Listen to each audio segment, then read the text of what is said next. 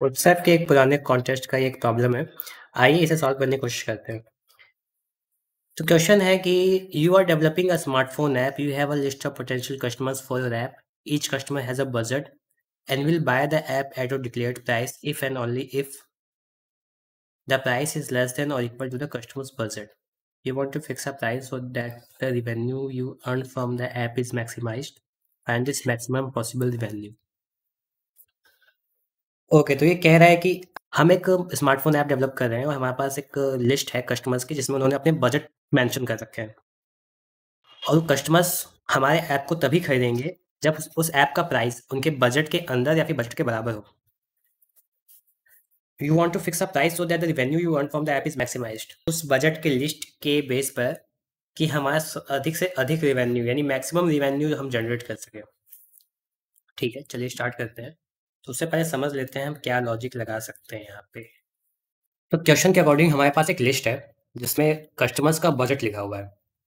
तो let suppose हम कोई भी ले लेते हैं बजट 40, 30, 50, 10 और 20। लेट सपोज ये हमारा ऐप है, तो इसका जो प्राइस होगा हमें कुछ इस तरह से रखना है कि सबसे ज़्यादा जो मैक्सिमम है वैल्यू वो जनरेट हो सके। तो आप देखो, सिंपल सी बात है, अगर मैं इसका प्राइस 40 रख देता हूँ तो कितने लोग खरीद पाएंगे? सिर्फ ये 2 लोग खरीद पाएंगे। तो बजट कितना आएगा? 40 इंटू 2 इज इक्वल्स टू 80। अगर मैं 30 रख देता हूँ तो 30 में 1 2 3 3 लोग खरीद पाएंगे। 30 इंटू 3 इक्वल्स टू 90। सो ये बड़ा हो गया। अब 50 में देखते हैं, 50 में करेंगे तो 50 में सिर्फ एक ही बंदा खरीद पाएगा, तो सीधे सी बात है 50 आएगा रेवेन्यू। और 10 पे रख देंगे तो क्या होगा? 500 लोग खरीद पाएंगे। बट आंसर तभी 50 आएगा जो कि लेस देन है हमारे 90 से। 20 में भी सेम सिनेरियो है, 4 लोग खरीद पाएंगे, 400 मल्टीप्लाई होगा यानी कि 80 लोग खरीद सॉरी 80 रिवेन्यू होगा। तो इन दिस केस जो हमारा रिवेन्यू है वो 30 केस में ज़्यादा है। अब हम इसको कोडिंग के थ्रू कैसे अचीव करेंगे? हम एक रिवेन्यू रख लेते हैं वेरिएबल और उसमें हम ये स्टोर करते चलेंगे। आप इसको पहले डिसेंडिंग में करो। डिसेंडिंग में करके क्या आएगा? 50, 40, 30, 20 और 10। अब जब हम इसका इंडेक्स रखेंगे, इंडेक्स आएगा 0 1 2 3 4। तो अगर हम 50 की बात करें तो 50 कितने लोग इंटू करेंगे हम? इंडेक्स तो हमें आई ले, आई प्लस 1। 40 की बात करें तो 40 कितने लोग ले पाएंगे? तो आई यानी 2 लोग, 1 2, तो आई प्लस 1। 30 की बात करें तो 30 इंटू आई है 3 लोग यानी कि आई प्लस 1। तो बन गया पैटर्न हमारा, मिल गया हमें सॉल्यूशन। तो आइए अब इसका कोड कर लेते हैं। सो सी प्लस प्लस में तो अगर आप पहली बार कंप्यूटर प्रोग्रामिंग कर रहे हैं तो आपको एक चीज़ बता देता हूँ। तो जो भी आप लाइब्रेरीज यूज़ करते थे, आई स्ट्रीम, एसटीडियो, क्योनियो या स्ट्रिंग या कोई सा भी, उन सबको आप रिप्लेस कर सकते हो सिर्फ एक लाइब्रेरी से। इसमें सारा लाइब्रेरी आपका कवर हो जाता है, जितनी भी सारी लाइब्रेरीज होती हैं। चलिए मेल पे आ जाते हैं। रिटर्न 0। अब हमें क्या करना है? अब अगर आप देखो यहाँ पे तो इनपुट में क्या दे रखा है इसने? फर्स्ट लाइन में total number of potential customers यानी जितने कस्टमर्स है उसका नंबर दे रखा है। और फिर लाइन 2 के बाद जितने भी लाइन्स हैं उसमें लिखा है ईच लाइन है the budget of the potential customers, यानी जितना भी जो लिस्ट है वो दी गई है। ठीक है, अब एक काम करते हैं, हम इंट n ले लेते हैं और उसको पहले इनपुट लिखते हैं, यानी हमारे पास इतने कस्टमर्स हैं। और दूसरा कि हमें ये जो लिस्ट है इसको स्टोर करने के लिए हमें एक एरे चाहिए, बट हम यहाँ पे एरे नहीं, हम वेक्टर यूज़ करेंगे। वेक्टर डायनेमिक होते हैं, बिल्कुल सेम एरे जैसे ही होते हैं, थोड़ा बहुत डिफरेंस नाम मात्र होता है। लेकिन अगर आप वेक्टर नहीं जानते कोई बात नहीं, वेक्टर को डिक्लेयर करना बहुत ईजी होता है वैसे। वेक्टर इंट, और आपको फ्लोट का चाहिए तो आप यहाँ पे इंट की जगह फ्लोट करोगे, कैर करोगे, तो ये सेम वही काम करता है जो एरे करता है।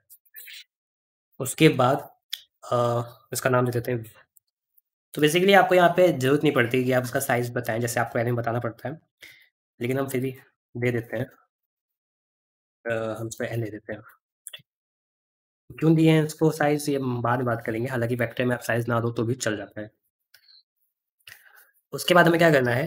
ये जो इनपुट से 4 इनपुट्स दे रखा है इसने, हमें इन इनपुट को इस वेक्टर के अंदर ऐड करते हुए चलना है। 4 int I is equal to 0, I is less than n, ठीक है, 5 कस्टमर 5 की बार इनपुट देगा। आई प्लस प्लस हम क्या करेंगे, इसको सीन करेंगे किसके अंदर, वेक्टर आई के अंदर। ठीक है, हमारे पास आ गया। हम क्या करेंगे, हम इसको शॉर्ट करेंगे। ये एल्गोरिथम है हमारे पास बहुत सारे जो स्टैंडर्ड लाइब्रेरी है, एचटीएल है, सी प्लस प्लस की, इसमें हमारे पास बहुत सारे एल्गोरिथम दिए गए हैं जिससे हम बस एक लाइन में ही कई सारे चीज़ों को अचीव कर सकते हैं। जैसे सॉर्टिंग होगी, बस शॉर्ट लिखना है हमें। वेक्टर का क्या है हमारे पास, वेक्टर डॉट बिगिन, यानी उसका फर्स्ट पॉइंटर उसको पकड़ेगा, वेक्टर डॉट एंड जो उसका लास्ट पॉइंटर उसको पकड़ेगा। अब अगर मैं इतना करके छोड़ दूँ तो ये हो जाता है असेंडिंग, बट मुझे करना है डिसेंडिंग में। तो हम यहाँ लिखते हैं डेटा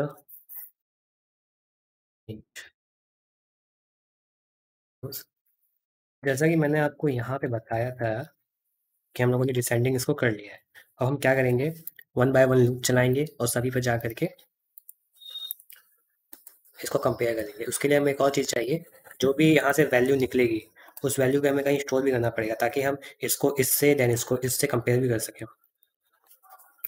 तो इंट आंसर इक्वल 0, यानी अभी हमारे पास ये वैल्यू 0 है। हम क्या करते हैं, फोर लूप चलाते हैं, is equal 0, i is less than n i plus plus. Okay, हमें क्या करना है, अब हम कंपेयर करेंगे। इफ ये एक काम करते हैं, चलो ठीक है, मैं आपको ये बता देता हूँ। If answer is less then, ठीक है, answer is less then what,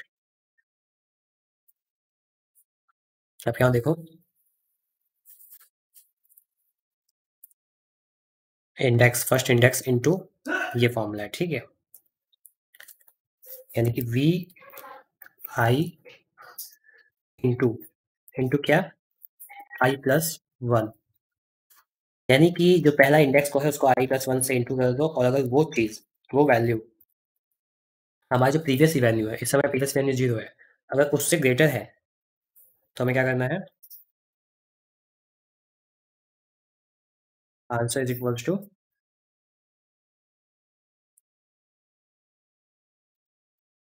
ये हो जाएगा। ओके, सो ये तो हमारा हो गया। अब हमसे क्या करना है, हमें सी आउट कर देते हैं आंसर जो भी है, क्योंकि आप देखो यहाँ पे आउटपुट क्या लिखा था, output consist of a single integer the maximum possible revenue you can earn from selling your app. ठीक है, तो हम इसे कह देते हैं ANS को। अब इससे पहले आपको एक और चीज़ बताता हूँ छोटी सी,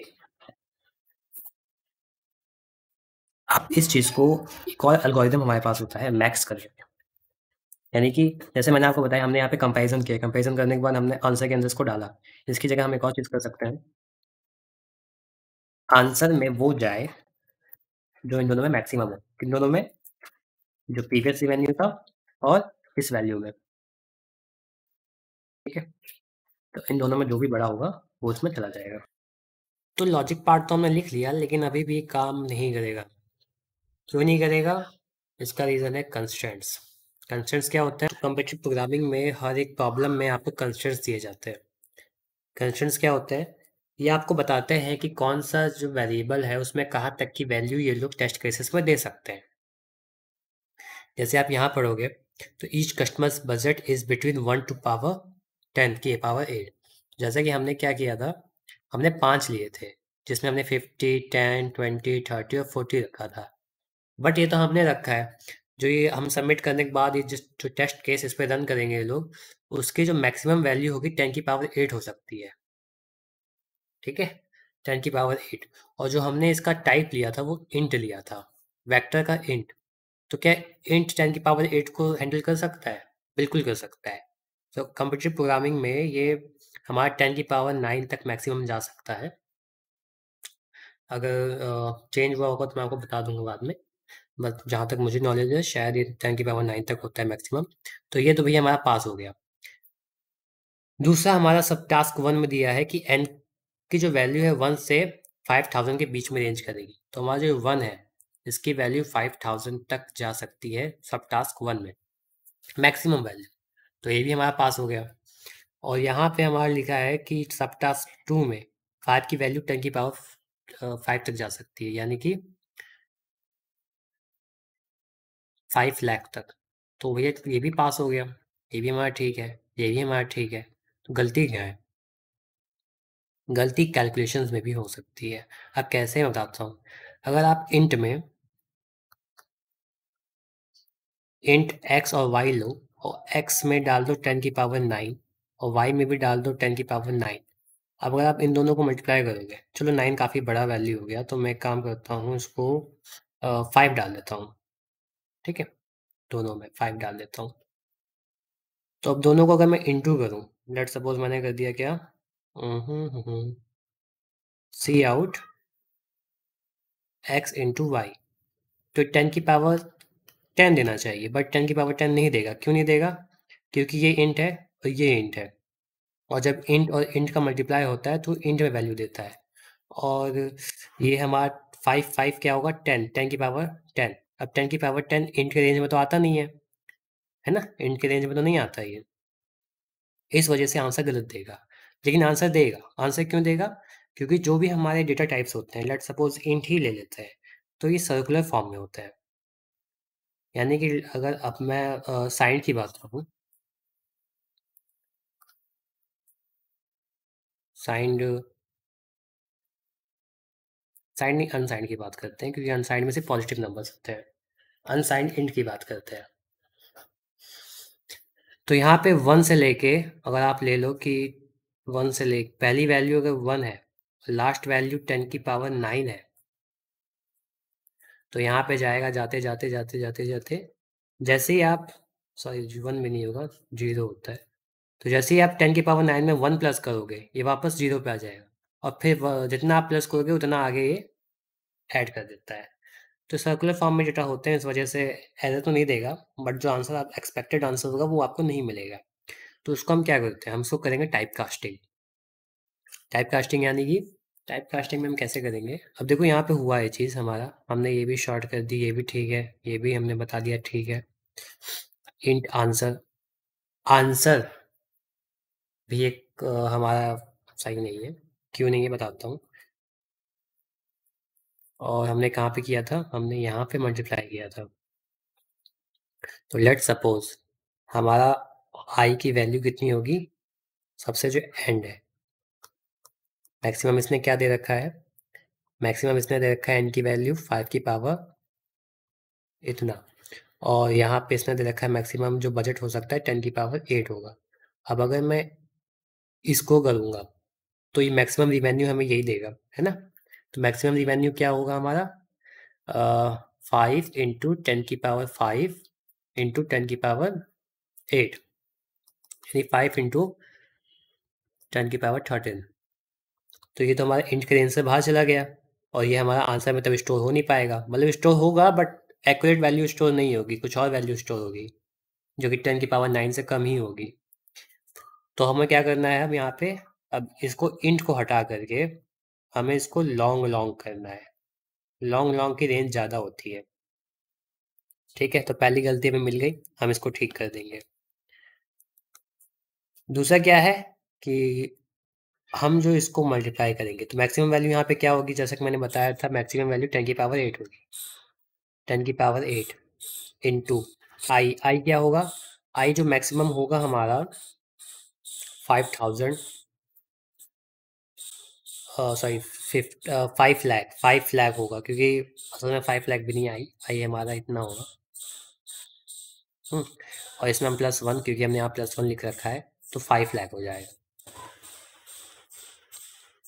यानी 5 इंटू 10 की पावर अगेन 5। तो फिर से आंसर वही आने वाला है 13। तो हमें इस, अब क्यों, क्योंकि ये इंट है और ये भी इंट है, तो इंट इंटू इंट क्या होगा, इंट आएगा, बट हमें इसको क्या करना है, लॉन्ग करना है। लॉन्ग करने के लिए हम क्या करते हैं, अगर इनमें से कोई एक वैल्यू लॉन्ग हो जाती है, तो ये वाली भी जो आंसर आएगा वो लॉन्ग आएगा, जो बड़ा होता है उसी पे आता है। तो अगर हम क्या करते हैं यहाँ पे, लॉन्ग लॉन्ग इसको कर देते हैं, VII को, या फिर इसको कर देते हैं लॉन्ग आई, लॉन्ग लॉन्ग, तो हमारा वैल्यू सही आएगा। ठीक है, करके देखते हैं।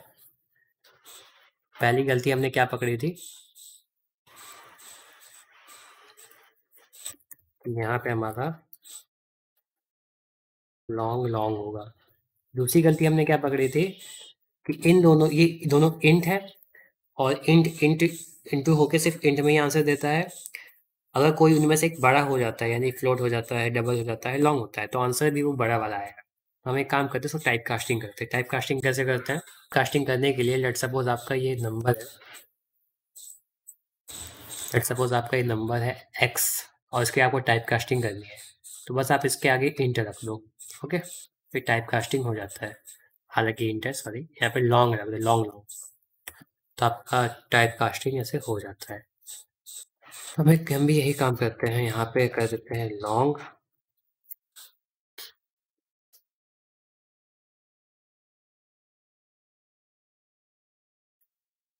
लॉन्ग। ठीक है, अब हम इसको रन करके देखते हैं। मेरे हिसाब से तो अब ठीक, कहीं गलत होगा तो पता चल जाएगा। तो पहले का टेस्ट इनपुट को देखते हैं हमारा आंसर सही आएगा। तो सैंपल इनपुट यहाँ से कॉपी करते हैं, यहाँ पे पेस्ट करते हैं।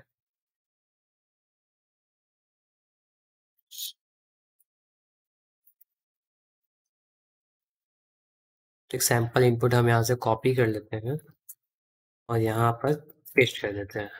इसको एक बार रन करते हैं। अभी हमने सबमिट नहीं किया, सिर्फ रन किया है।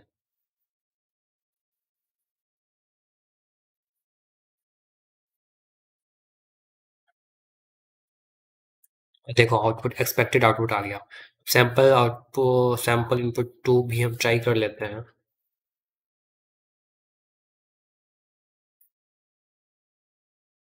करते हैं तो आउटपुट हमारा 99 आना चाहिए।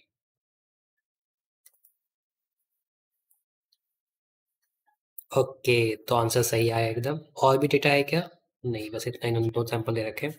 अब हम इसको सबमिट करते हैं।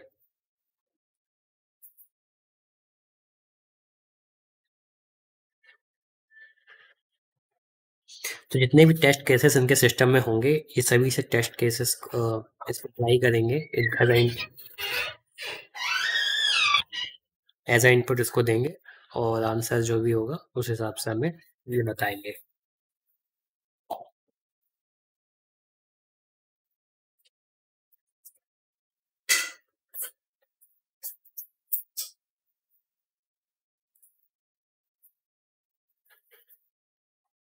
ओके, तो आंसर एकदम करेक्ट आया है, हम टेस्ट केस पास कर गए सारे।